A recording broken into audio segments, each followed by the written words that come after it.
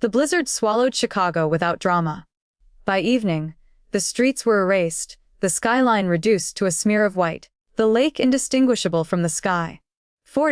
2 floors above the frozen streets, inside a private glass, walled dining room, the storm didn't exist. Inside, everything was warm, amber light, crystal, mahogany.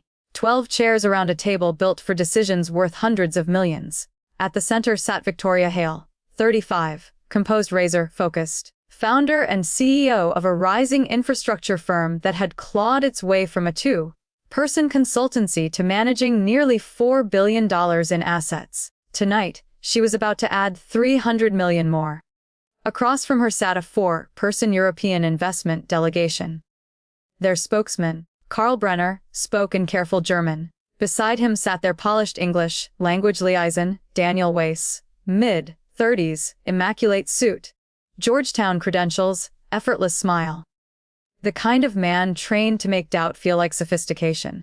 And along the wall, refilling wine with invisible precision, stood Ethan Cole, 38, waiter's uniform, quiet eyes.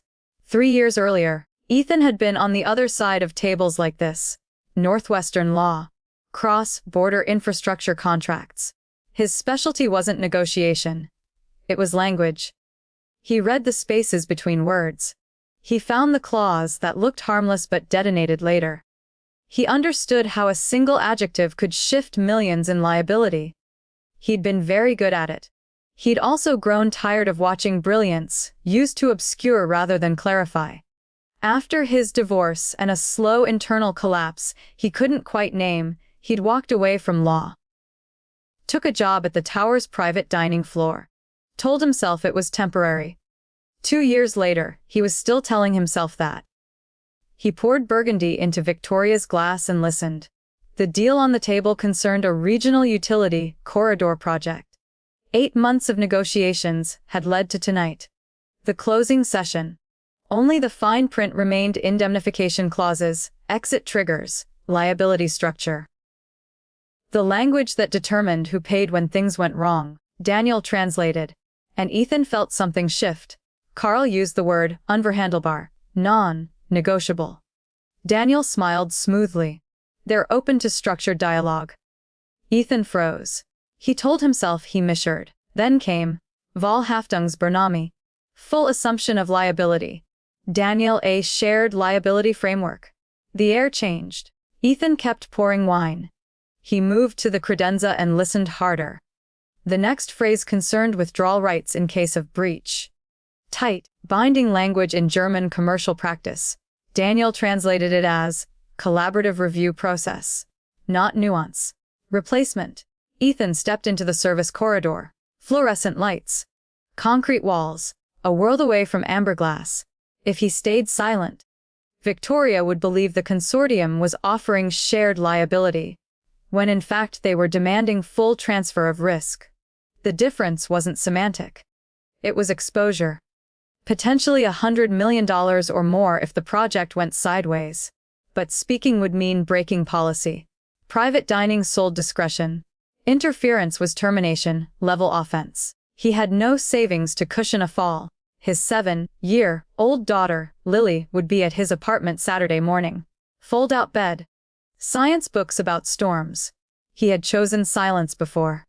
At work, when flagging a dangerous clause would have meant challenging a senior partner. In his marriage, when naming dissatisfaction might have forced a painful reckoning sooner. Silence had felt safer. It had also cost him. Through the corridor door, he could hear Daniel's calm voice reshaping another sentence. Ethan pushed the door open. He crossed the carpet, lifted the Burgundy bottle, poured slowly. Leaned in 2 inches. "No more, Mom," he murmured. "Your translator is lying." He stepped back. Victoria didn't react. Not a flicker. 40 seconds passed. Daniel finished translating another carefully softened version of Karl's firm position. Victoria folded her hands. Then, in precise German, she said, "I would like to confirm my understanding directly." The room shifted. Karl blinked. He restated his position. Clearly. Non-negotiable. Full liability transfer. Their position since the second round. Victoria turned to Daniel. You translated that as shared liability, she said evenly. Would you like to revise? Daniel held composure for exactly 3 seconds. There is interpretive nuance. Word for word, she said. He translated again. This time accurately. The room heard it. Non-negotiable. Full assumption of liability. Silence thickened like the snow outside. There is a material discrepancy. Victoria said calmly. Well, take a recess. The delegation withdrew. Daniel gathered his papers without looking at Ethan. The deal was suspended, and somewhere in the service corridor, Ethan's manager was already waiting. Part 2. Helena ran the private dining floor with precision. Discretion wasn't a suggestion, it was the product. You spoke to her? She said once they were in the staff office. Yes. The policy is clear. Yes, what did you say? He told her, briefly. No drama. Just the words he'd heard, and the words that had replaced them. She listened without interrupting. I have to log this as a violation, she said finally. I understand. A knock interrupted them. Miss Hale is asking for the waiter who poured on her right side. Helena studied Ethan for a long moment. Go, she said. We'll talk Thursday. The dining room was empty except for Victoria. The blizzard had fully erased the city beyond the glass. White in every direction. She didn't turn when he entered. How long were you in trade law? She asked. About 5 years. And you left. Less. She held up her phone. We record sessions at this stage. During the recess. My legal team ran the audio against the translation. She looked at him now. You caught 3 deviations while pouring wine. We found 11. Ethan absorbed that. 11, she repeated, including force majeure provisions and exit triggers. Coordinated, he said. Yes. She moved to the table, resting her hands on the chair back. I don't yet know whether the delegation was complicit, or if someone else benefits from us accepting misrepresented risk. A third party, a competitor, an advisor with incentive. She held his gaze. Why did you come back into the room? He considered lying. Instead, because I've chosen silence before. It didn't hold. Something in her expression shifted. Not warmth, not exactly. Recognition. I need to go through the full contract tonight, she said. My team can handle law. The languages are compromised. I need someone who understands how architecture hides in translation. You're asking me to work. Wes. I'm a waiter. Not tonight. He looked at the blizzard swallowing the skyline. All right. They worked until nearly midnight. Victoria read with surgical attention. Her assistant, Maya, managed communications. Ethan combed through annexes and unofficial working translations Daniel had provided over months. He flagged 7 additional distortions in force majeure clauses. Broadened exit conditions disguised as cooperative flexibility. 3 more in payment schedules. 1 in change of control language. Each subtle. Each shifting risk. Victoria asked sharp, specific questions. Never defensive. Never theatrical. By 11:40 p.m., they had mapped the manipulation completely. The structure is workable, she said finally. If we negotiate the actual terms. I can work with hard positions. I cannot work with traps. She made 2 calls that night directly to Carl's team, bypassing Daniel entirely. Within 48 hours, it became clear the consortium believed their terms had been communicated accurately. The distortions traced back to an external advisory firm connected to a competing infrastructure corridor. The deal, as framed, died. A restructured version, transparent, direct, entered discussion weeks later. Daniel Weiss was referred to 2 professional oversight bodies. Ethan never followed the outcome. What mattered had already happened. Part 3, at 2:03 am, Ethan stepped out of the tower into a city remade in white. No tire tracks. No footprints. Just clean, unmarked snow stretching in every direction. The cold was sharp, dry, absolute. He breathed it in. Helena had said only, "We'll talk Thursday." He didn't know if he'd still have a job. Strangely, he wasn't afraid. Before he left the suite, Victoria had said one more thing. Talent is common, she told him. Integrity isn't. Not praise. Observation. He'd heard versions of that sentence before in abstract speeches and law school lectures. But this was different.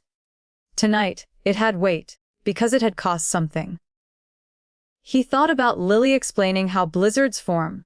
Warm air colliding with cold. Instability building from small differences until the sky erupts. Violence from contrast. A contract collapses the same way. So does a life. You tell yourself a small distortion doesn't matter. A softened word. A silence. A decision to look away. The storm builds quietly. Standing in that white street, Ethan felt something he hadn't in years. Alignment. Not the ambitious version of himself chasing leverage, not the diminished version hiding from it, just himself. The man who could read precisely, speak precisely, and accept consequences. Thursday came. Helena closed her office door. I received a call from Miss Hale, she said. She was persuasive. He waited. She has offered to retain you as an independent consultant for the renegotiation phase. Off-site. And here. You still have a job, if you want it. He did the math. Consulting wouldn't be permanent. Nothing was guaranteed. But it was a door. This time, he wouldn't pretend not to see it. He met Victoria's legal team the following week. Not as a savior. Not as a hero. As a reader of language, a specialist in clarity. The renegotiated framework demanded shared risk. Honestly defined.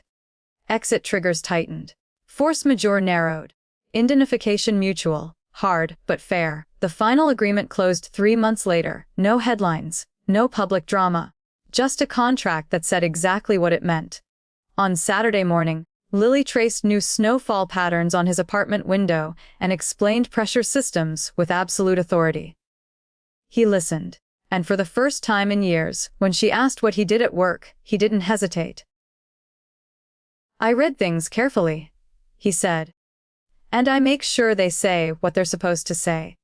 She nodded as if that were the most important job in the world. Maybe it was, because most disasters don't start with explosions. They start with small misrepresentations. With someone deciding not to go back through the door. The blizzard passed. The city moved again. Traffic returned. Deals continued. Power shifted in quiet rooms behind glass. But somewhere inside one of those rooms, a man who had once mistaken silence for safety remembered something essential. You don't have to be the loudest person at the table to change the outcome. You just have to be willing to speak when it costs you. If this story meant something to you. If you've ever stood in a corridor knowing the easy choice was silence. Share it. Someone else might be standing at their own door right now.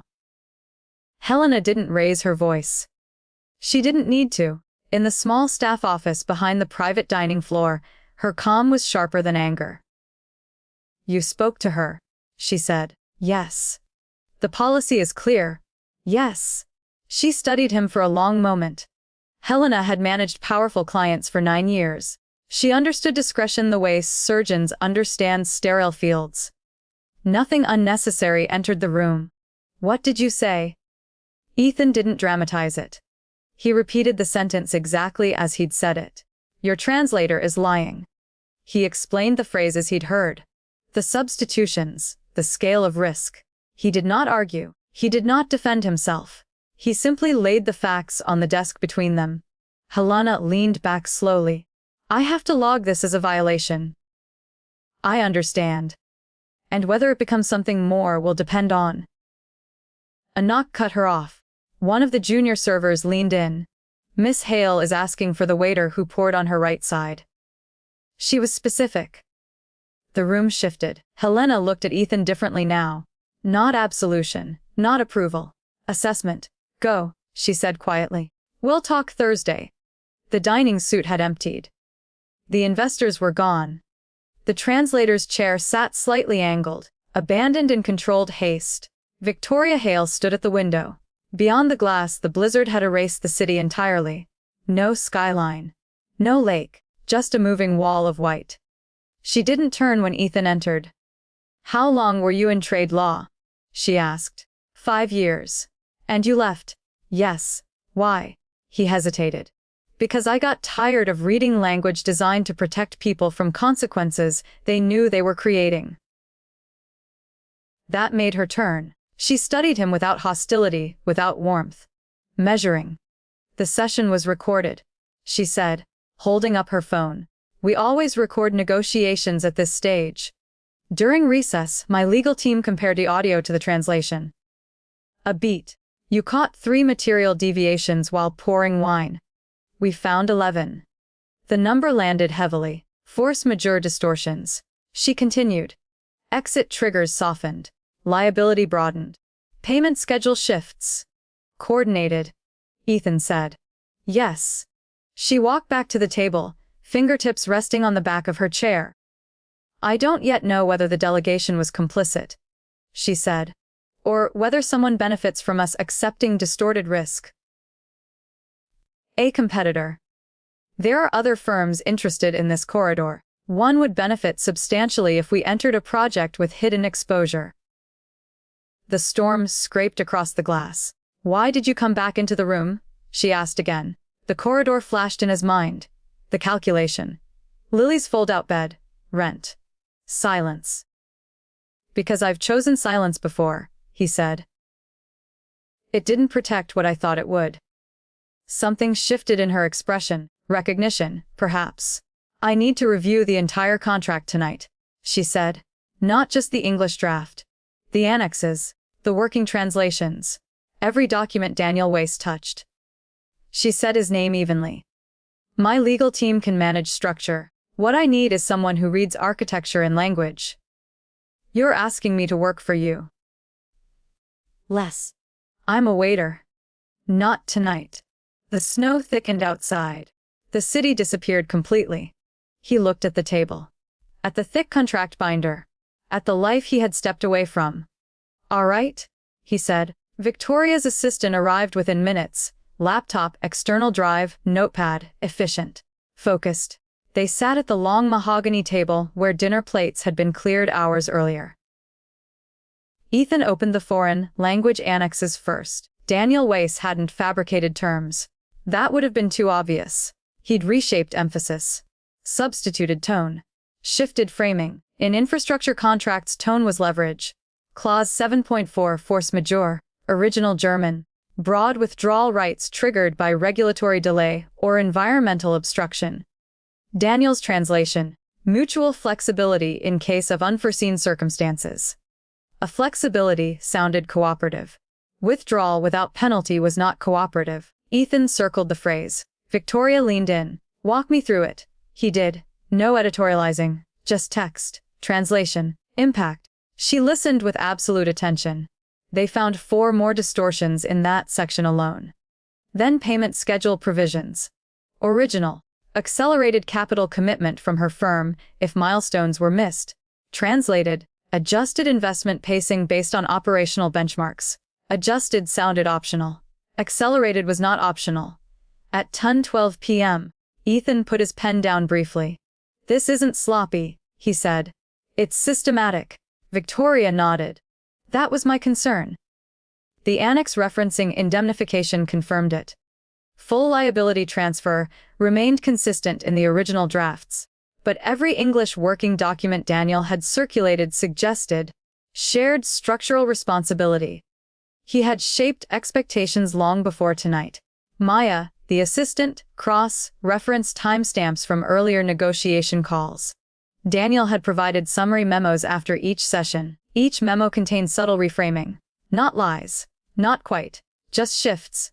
By 1100 p.m., they had mapped the manipulation across 11 clauses. Ethan leaned back.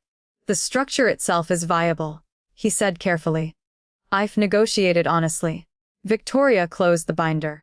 That's the difference, she replied. Hard terms don't frighten me. Hidden ones do.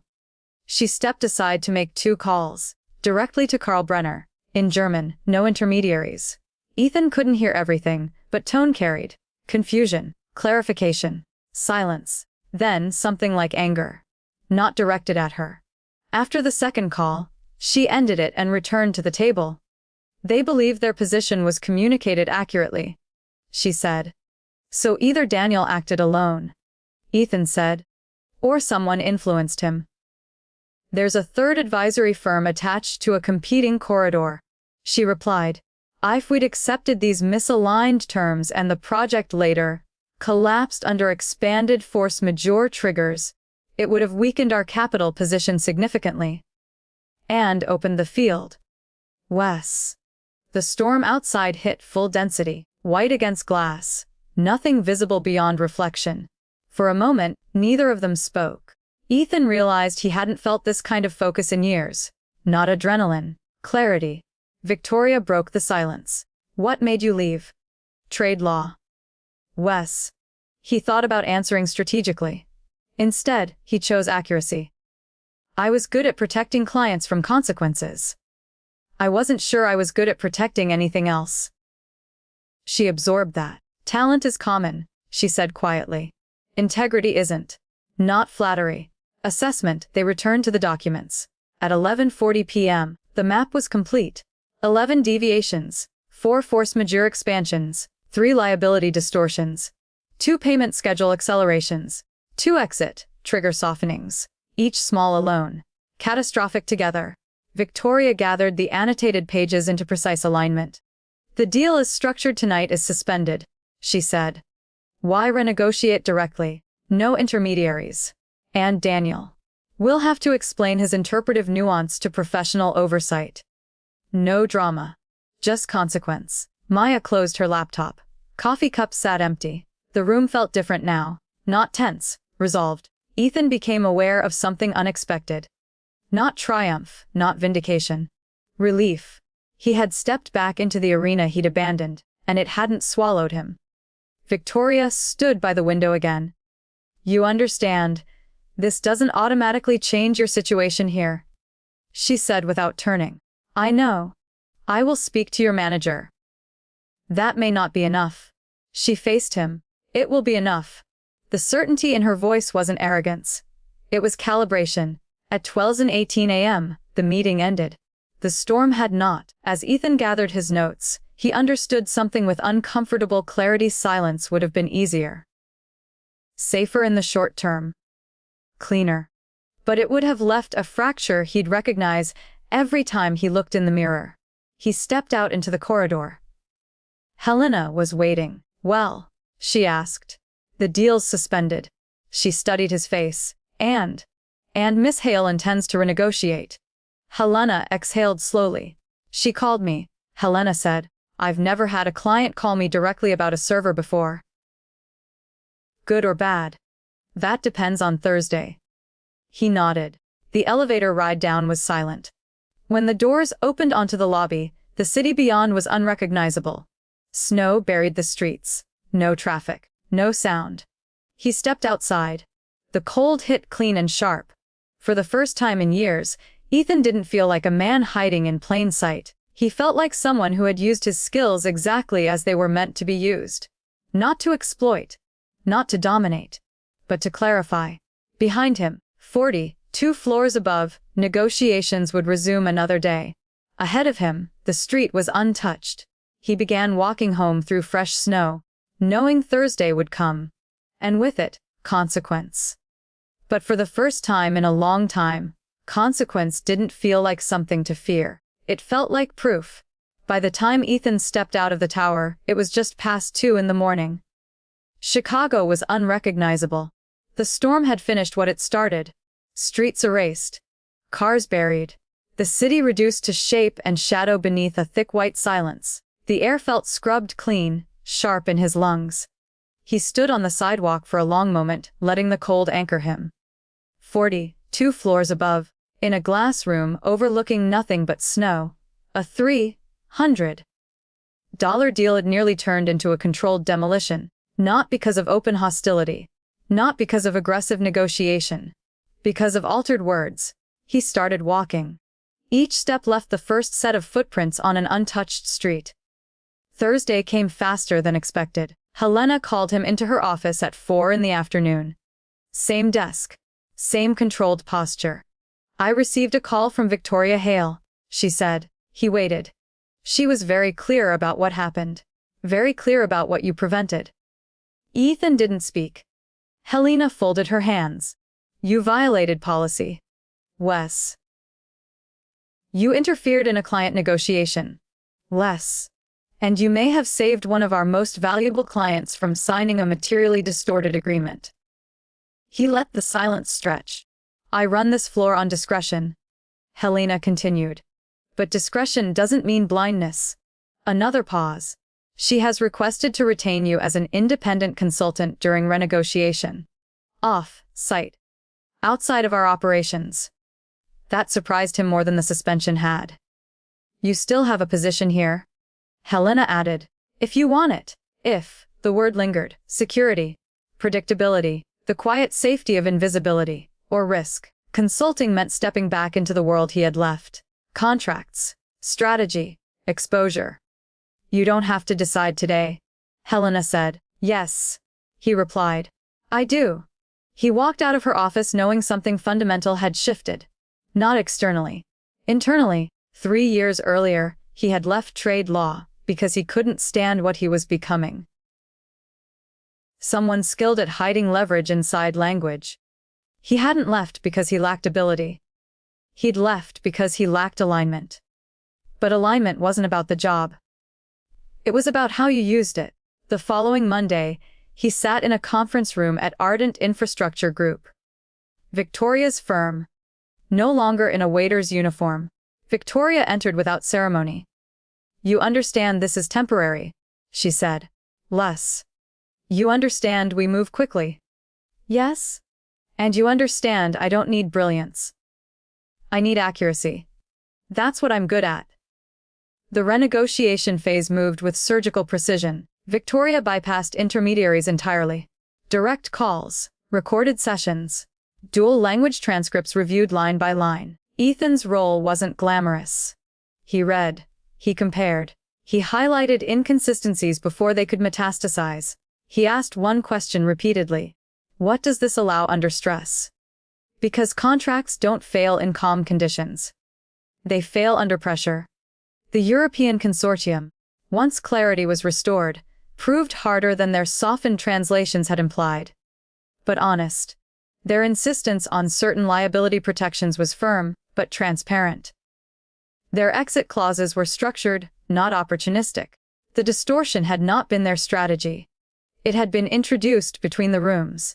Within 10 days, the architecture of manipulation was fully traced to a third-party advisory firm with financial ties to a competing corridor project. An aggressive, quiet attempt to destabilize Ardent's capital exposure. Daniel Wace disappeared from the process entirely. Formal reviews followed. Ethan never asked for the outcome. He didn't need the ending. What mattered was that the revised framework, negotiated directly, was balanced. Shared liability. Clearly defined force majeure. Payment schedules aligned with actual risk. Hard terms. Honest language. 3 months later, the deal closed. No headlines. No public scandal. Just a contract that said exactly what it meant. On Saturday morning, Lily sat cross-legged on the fold-out bed in his apartment, her science book open to a diagram of atmospheric fronts. Blizzards happen when warm air crashes into cold air. She explained, tracing the illustration with her finger. It's the difference that causes the storm. He smiled. I know. She looked up at him. What do you actually do at work? The question used to catch in his throat. I read things carefully, he said. And I make sure they mean what they say. She nodded, as if that were the most obvious and important job in the world. Maybe it was, because most disasters don't begin with explosions. They begin with displosions, with softened words, with someone choosing not to speak because the cost feels inconvenient. Weeks passed. Consulting extended into a formal role. Not identical to his old career, not the same high-speed churn of transactional law. More selective, more deliberate. Victoria never offered praise again. She didn't need to. Their professional relationship rested on something cleaner than admiration, trust built under pressure. One evening, as they reviewed a different contract unrelated to the corridor project, she said without looking up, "You were wasted upstairs." He understood what she meant. Not that waiting tables was lesser work. But that hiding your strongest tools eventually becomes its own kind of dishonesty. The night of the blizzard replayed in his mind occasionally. The corridor, the calculation, the door, the 2-inch lean forward. Your translator is lying. It hadn't been dramatic. It hadn't been loud. It had simply been necessary. And that was the difference. Integrity rarely announces itself with spectacle. It appears in moments so small they're almost forgettable. Unless you choose wrong. He still walked past the tower sometimes. 42 floors of glass catching light over the city. He didn't feel resentment.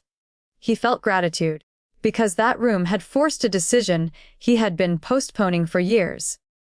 The storm that night hadn't just erased the skyline. It had erased his excuse. Silence had once felt like survival. Now he understood something sharper. Silence is only protection when nothing important is at stake. When something is, it becomes surrender. He never became loud. He never chased status again. He simply practiced precision, clause by clause, word by word. And every so often, when he stood in a conference room and felt the subtle shift of language bending away from truth, he would remember the corridor, remember the arithmetic, remember the cost, and he would speak, not to win, not to dominate, just to clarify. Because clarity, used honestly, is power without corruption. The city moved on. Deals rose and fell. Storms came and went. But somewhere inside him, something permanent had settled. He no longer felt invisible. He no longer felt overexposed. He felt aligned. And alignment, he realized, is quieter than ambition, but far more durable. If this story stayed with you. If you've ever stood outside a door, knowing the harder choice was also the right one, share it with someone who might need the reminder. Sometimes the most powerful move you'll ever make is just 2 inches forward.